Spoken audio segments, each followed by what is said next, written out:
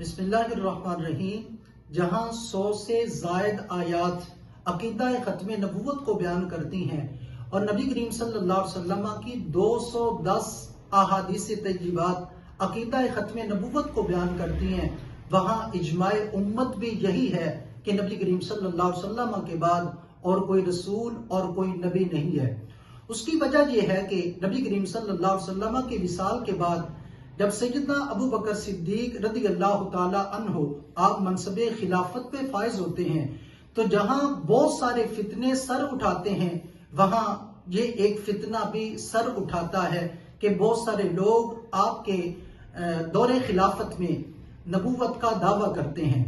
اب سیدنا ابو بکر صدیق رضی اللہ تعالی عنہ نے اس کے اوپر جو اپنا عمل اور صحابہ کرام کا عمل پیش کیا وہ یہ کہ نبی کریم صلی اللہ علیہ وسلم نے حالانکہ چند صحابہ کرام کو غزوات سے رخصت دے رکھی تھی، لیکن جب عقیدہ ختم نبوت کی باری آئی، اس کے تحفظ کی باری آئی، تو سیدنا ابو بکر صدیق رضی اللہ تعالی عنہ نے کہا اب بدری بھی آئیں گے اور جنہوں نے احد میں شرکت کی وہ بھی آئیں گے، جنہیں نے نبی کریم صلی اللہ علیہ وسلم نے رخصت دے رکھی تھی۔ فرمایا کہ اتنا اہم مسئلہ ہے کہ وہ بھی آئیں گے۔ اگر ہم اس حوالے سے دیکھتے ہیں تو نبی کریم صلی اللہ علیہ وسلم نے بنفس نفیس جتنے غزوات میں حصہ لیا ان میں جو لوگ شہید ہوئے ان کی تعداد ٹوٹل 259 ہمیں نظر آتی ہے، لیکن عقیدہ ختم نبوت کس قدر اہم عقیدہ ہے کہ اس میں 1200 صحابہ کرام نے اپنی جانوں کے نذرانے پیش کیے، یعنی جس میں 700 حفاظ صحابہ کرام تھے اور باقی بدری صحابہ کرام تھے 70 جنہوں نے اپنی جانوں کے نذرانے پیش کیے۔ تو یہ بتلایا سیدنا ابو بکر صدیق رضی اللہ تعالی عنہ کے عمل نے